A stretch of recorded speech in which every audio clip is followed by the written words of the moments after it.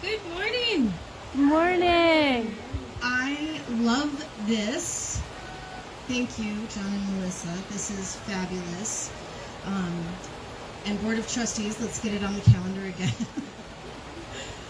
Today we're continuing our series. We're wrapping up our series on prayer based on Linda Martella Whitsett's book, How to Pray Without Talking to God.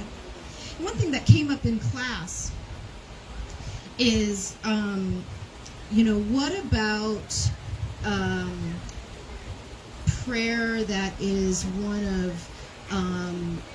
just recognizing the sacredness of God and all of that, right? That's just a different kind of prayer. It's not the wrong prayer. It's not bad prayer. What we're talking about during this series is affirmative prayer. And the title of the book is How to Pray Without Talking to God. So how do we pray from our knowing of our oneness? How do we pray from our own sacred identity? That's what this whole series has been about. So, yeah, Chris warned me. Don't trip over the wires. Please. I said, don't worry, I'm not going to. Prayer for me is one of those things that over the course of my own spiritual evolution and maturity, I've had a love-hate relationship with. Because when times are hard, what do our teachings tell us? Go to prayer. Yet when times are hard, that is not when we practice prayer. Right. It's kind of like if you're in a sporting competition, the time to practice is before the competition. You don't want to be practicing during the competition. You want to be performing during the competition. And that's one of the takeaways I hope that you bring with you at the conclusion of this series. Start your prayer practice when things are going great, because that's when it's easy. That's when you can feel powerful, you can feel results, you can experience that sense of oneness. If the first time you start practicing prayer is when you're deep in need, you're going to be struggling more than you otherwise might have. So I'm going to share a couple quotes from the book.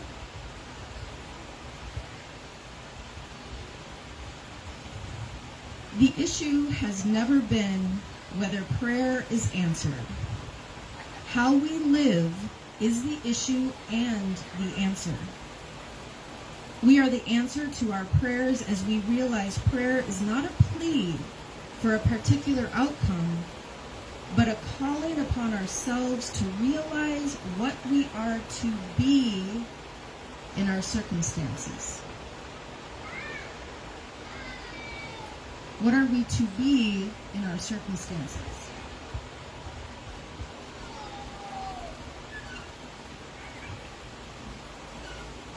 Oh, here's another thing that came up big in class, and some of our conversations after class. Class went from 7 to 9 on Tuesday nights, and a lot of times I close that Zoom meeting at 10:15. Yeah. That's how juicy this stuff is, Yeah. right? That's how great this stuff is.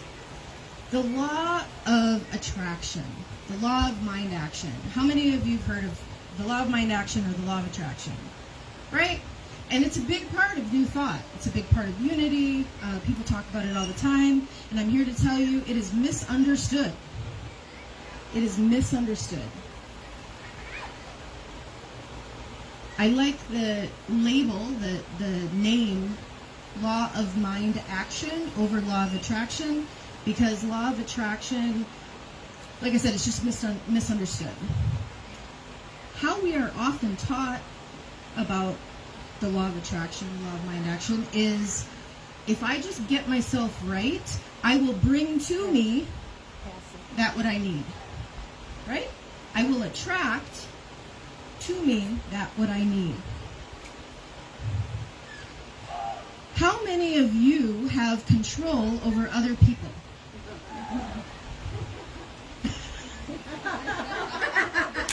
I love it. There's one in every crowd. There's one in every crowd, right? Oh, yeah. When we think of the law of attraction as if we get ourselves right, that something out here will come to us, it's a misunderstanding. Because what we're actually doing is once we get our mind right, we get our internal experience right, we open ourselves up to possibility. We see more divine ideas. We have access to our intuition, divine ideas, opportunities, and success, right? So it's about getting our internal place, our mindset, our attitude, our belief system, all of that, getting that in alignment, getting that set, and then all of a sudden we see things that we didn't see before. We can actually hear our intuition because our intuition is clear on what we want. Y'all have heard me talk about TWEBA. It's a big part of this class. TWEBA, thoughts, words, emotions, beliefs, and actions. When all of those are in alignment, we are powerful creators. We get to live the life that we want. And prayer can help us with that. Did I read that quote? There's a good quote in here about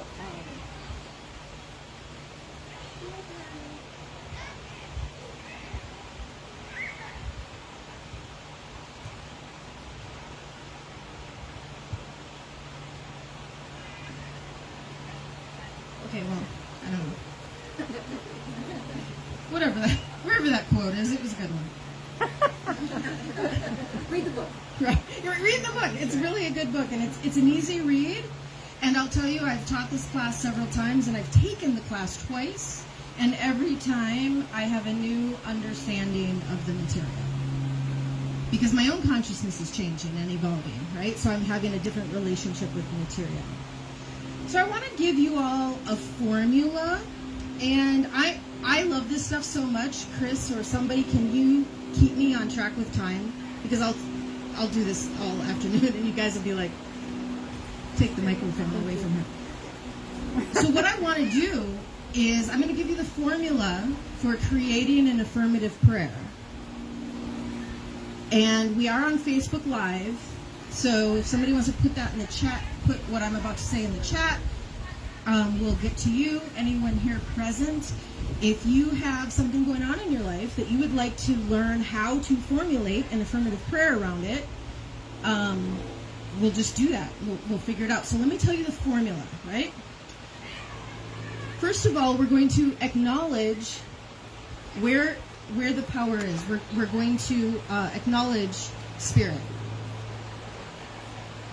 That's our first thing. We're acknowledging oneness. We're acknowledging our connectedness to it.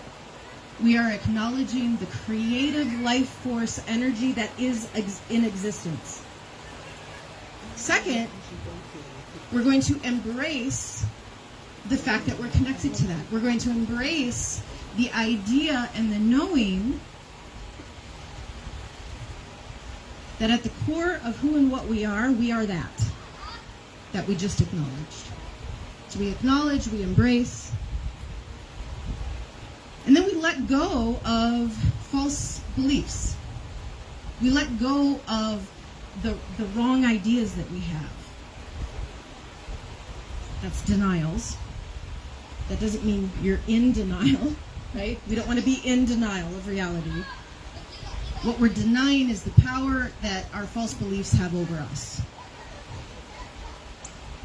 So acknowledge, embrace, deny, and then we affirm. We affirm the truth. We affirm the truth of what we want to be in this moment. And then we experience gratitude. That's like putting jet fuel in the prayer. Right? So we acknowledge, embrace, deny, affirm, gratitude. So what does that look like? I shared with you at the beginning of the series and a couple times, just because it's such a great example of prayer, my spouse getting cancer and how my prayers weren't working for me. They weren't shifting my consciousness. They weren't changing my experience. I was just yapping. And my prayer partners were just saying words. And they literally meant nothing to me. So I got this idea. This is where Tweba was born. Thoughts, words, emotions, beliefs, actions. They were all mixed up, based in fear, based in the idea that I'm going to lose my partner and then I'm going to have to do all of this by myself, and I don't know how to do that, and I'm not capable of that, and. You get it, right? So my first prayer wasn't, my partner's perfect health and wholeness. Fear has no power over me. Because my partner was not health and wholeness, and I was paralyzed with fear. My fear had a lot of power over me. So my prayer did nothing.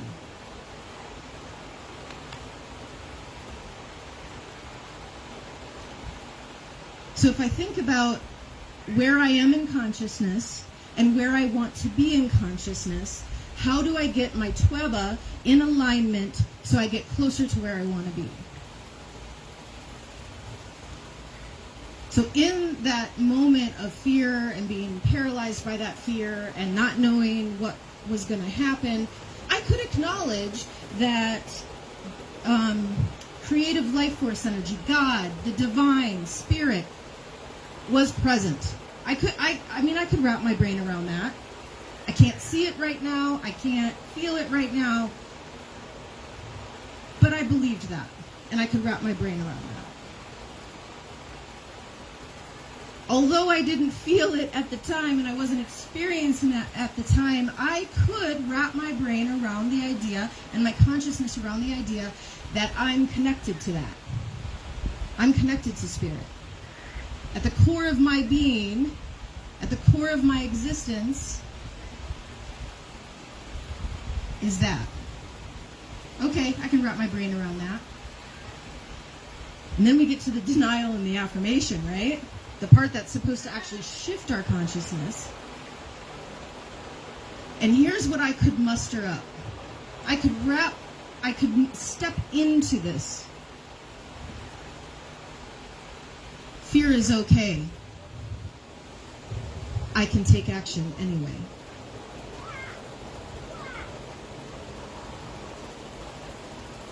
Fear does not have to limit my experience. So fear was there. I did not believe that I could get rid of it. So saying that fear had no power over me did nothing for me, because there was no ounce of my being that believed that the fear would go away. However, I could, with a little ounce of my being, imagine that I could function while I was in fear. I didn't have to be paralyzed by it.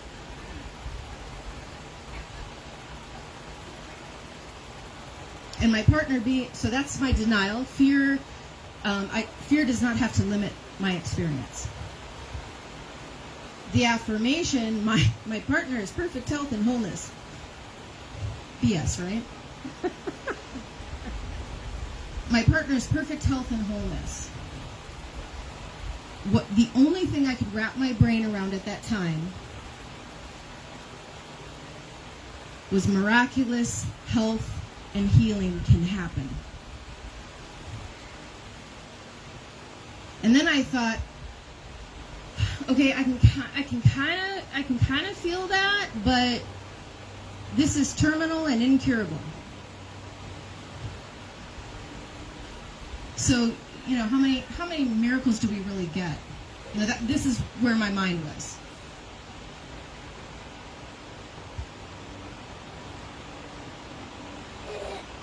Even through this experience, we can navigate it with love and compassion together. So I shifted away from affirming an outcome, healing, health, wholeness. I moved away from that, and I moved toward addressing what the real problem was. The real problem was I was not experiencing anything with any ease, with any grace, with any joy, with anything positive. Everything I was experiencing inside was bad, and I was miserable, and I was not helping my partner.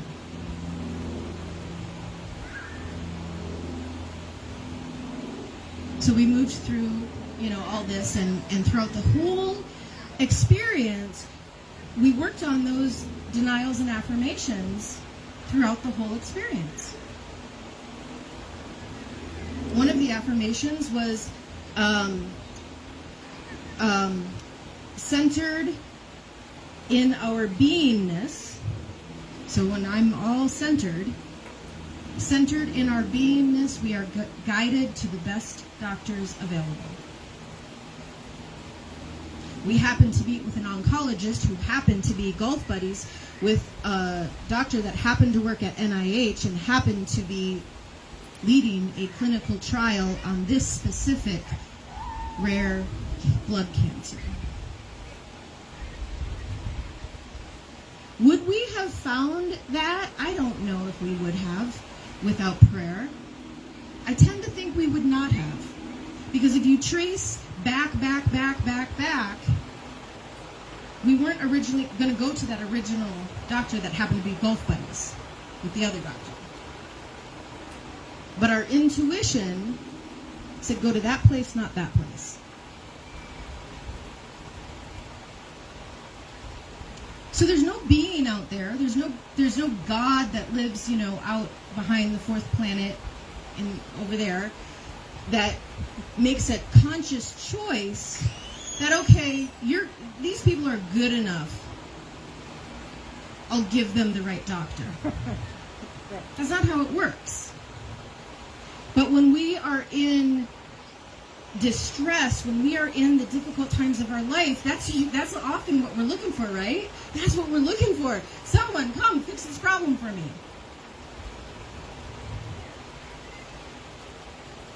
So we want to practice prayer when we're not in crisis.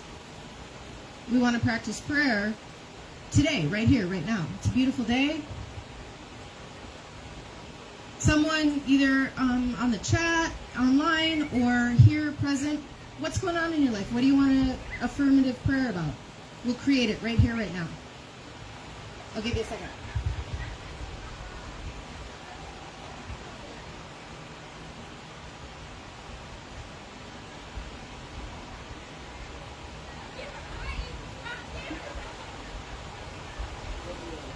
Just say it. You don't have to tell me the whole story. Just give me the topic and what you're experiencing and what you'd like to change. This is a more detached situation than yours. It's my ex-husband who showed up after 36 years. Oh my God. Yes, just a few months ago, and I was, it was shocked. I was shocked. His last wife had died recently, and he let me know he has cancer and it's metastasized. So I'm trying to let him know that I'm praying for him, but as a lunatic, I believe in a perfect outcome.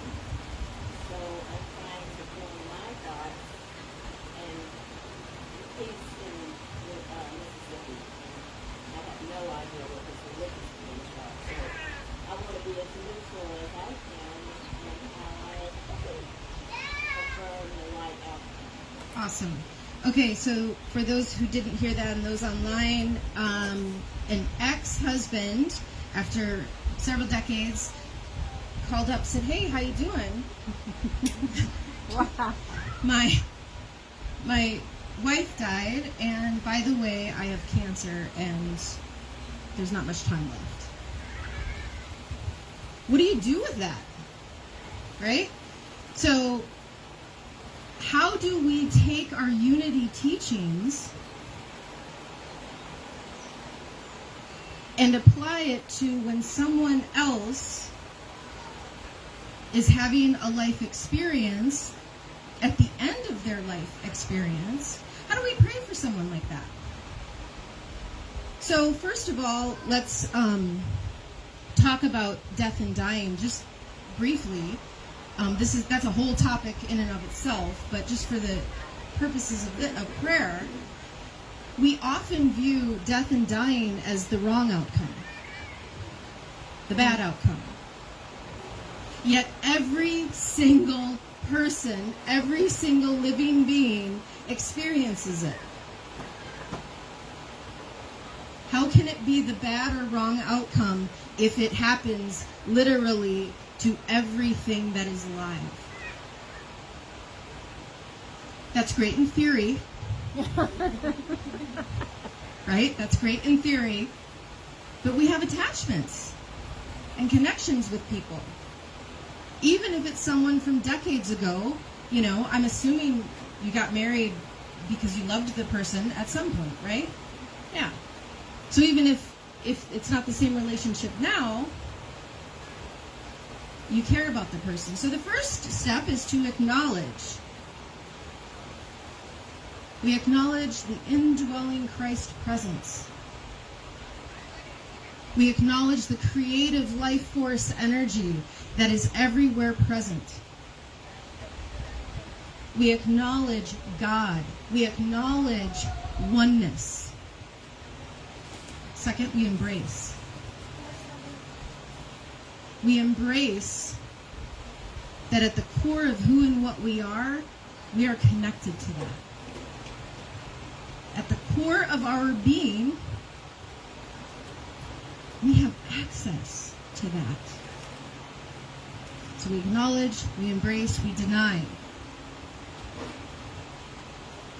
And this is where whatever your life experience is with this, like maybe I'm not praying right, or maybe I don't know. Do you have a inner experience that you're having about this? When I say that I'm praying for him, it's like this little voice goes, "Yeah, what does that mean?" When I'm praying when I say I'll pray for you, a little voice says, "Yeah, what does that mean?" Right? So a lot of times when we're working with other people and praying for other people, we have a sense of inadequacy.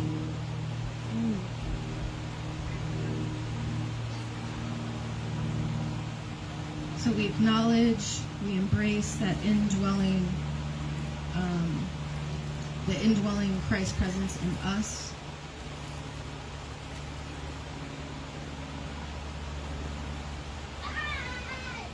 Our prayers are not limited. There's no wrong way to pray. Even if you're shooting for affirmative prayer, there's no wrong way to do it. Anytime we focus and center ourselves, we're getting closer to knowing wholeness.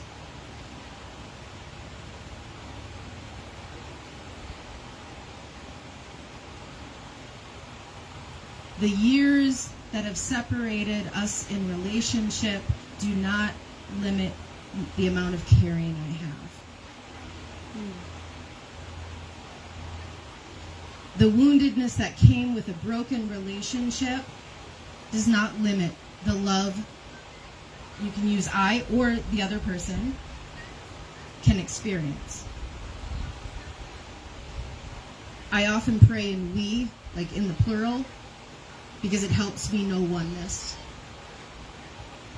So I would say something like, the woundedness experienced in that broken relationship does not limit the love we experience through this difficult time in life. And then we affirm. We affirm that even in brokenness, we can know wholeness and healing. Even in the end of life, we can experience healing and wholeness. Don't limit the idea of what wholeness and healing can mean. If your definition of healing and wholeness is only perfect health and vibrancy, you're gonna be bummed out a lot in life, right? But imagine you're at the end of your life and you're thinking about all the unfinished business, all the things in your life that need healing. A 40-year-old broken relationship comes to mind and you reach out. Why? Because you want to know healing and you want to know wholeness. And then we express gratitude. So that was long. Yeah.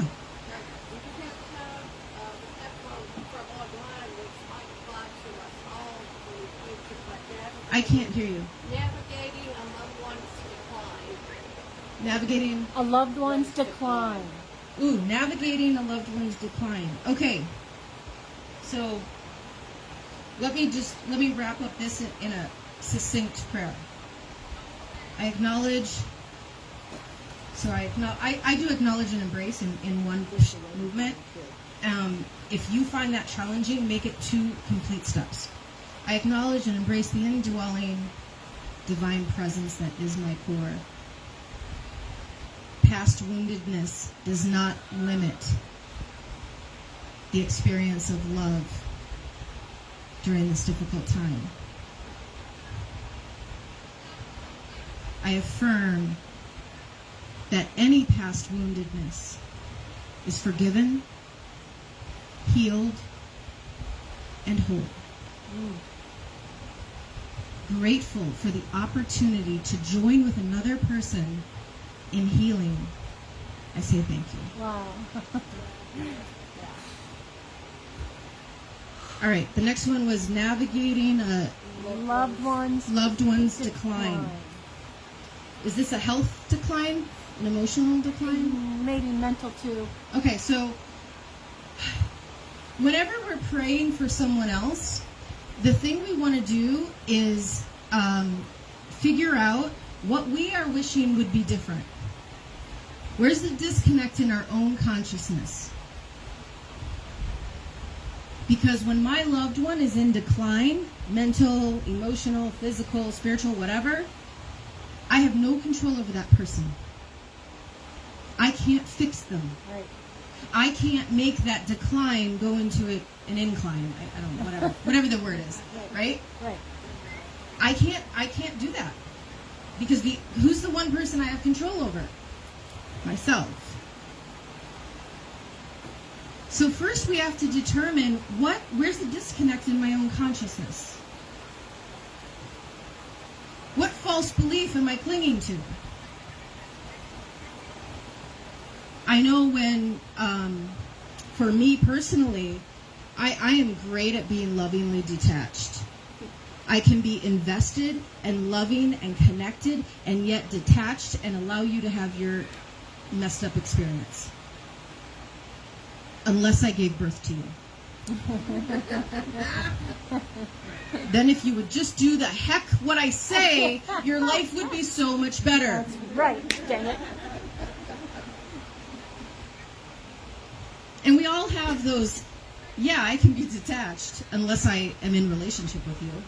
I can be detached unless you're my kid. I can be detached unless you're my parent. I can be detached unless we're dating, unless we're married. So our loved one is in decline. So we acknowledge, we embrace, And then we figure out, what do we need to let go of? What are we clinging to?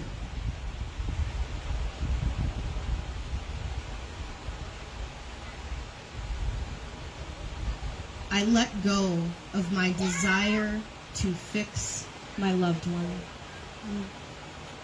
That's a hard one. It is a hard one.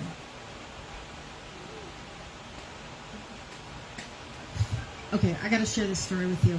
Years ago, and because this is my kid, years ago, the father of my kids and I separated. Like, they were itty bitty, not involved in my kid's life at all. My middle son, when he was 17, he said, "I want to go live with my dad." I knew exactly what would happen. That tender, sweet little heart was going to get crushed. Not just broken, but crushed. I didn't want it to happen. I was in turmoil about it because I wanted to control what he did.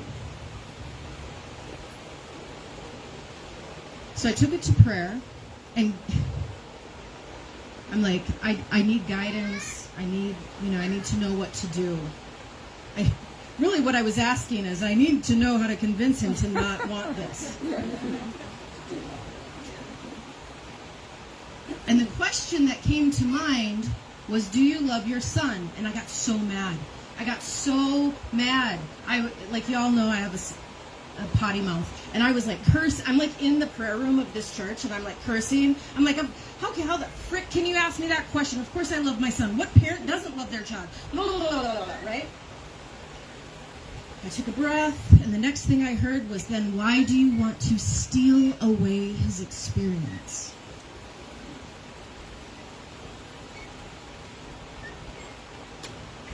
I didn't have any smart aleck responses to that one. Why do you want to steal away his experience? How many of you have made huge leaps and bounds in growth when your life was going great? It doesn't happen, right? How many of you had made huge leaps and bounds in consciousness, in mind, in heart through adversity? We all have, right? So why do we want to steal away the opportunity to grow, to evolve? Thank you, Chris. To grow, to evolve, and to know wholeness. Why would we steal that away? So keep that in mind when our loved ones are in a decline, when our loved ones are challenged and we're over here, you're upset because you want to not be uncomfortable. You want to not watch the people you love suffer because it hurts your heart. And in prayer, that's what we want to address. So we get centered. We take a breath. I acknowledge and embrace the sacred core at my being, at my beingness. I acknowledge the creative life force energy that is there.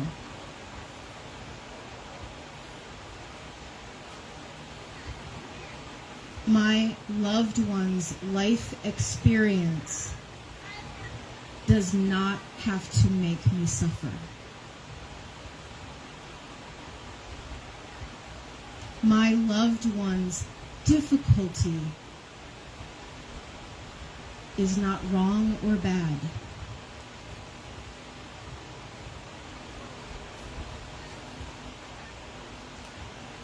I affirm the knowing that my loved one is living their life's journey, and I am committed to supporting them in that. I acknowledge and I affirm that my loved one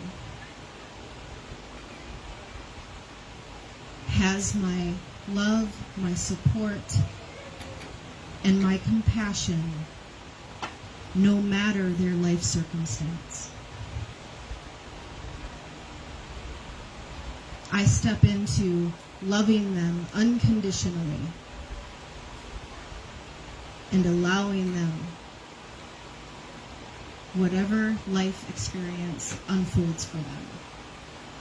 I am grateful to hold in my heart another person's sadness, suffering, and life experience. I am grateful for the opportunity to hold in wholeness my loved one. And so it is, amen. Boom. Right? And Chris is tapping her imaginary watch. That means that it's time to wrap this up. Obviously, I love this stuff. A couple of you have come up to me and said, hey, are you going to hang out for a little while? I got some questions about affirmations and denials. Reach out to me anytime. If you're involved in this community, I'll give you a Zoom meeting. My desire for you is to know wholeness and live the life you want to live. That's what makes my heart sing, is watching other people live their best life.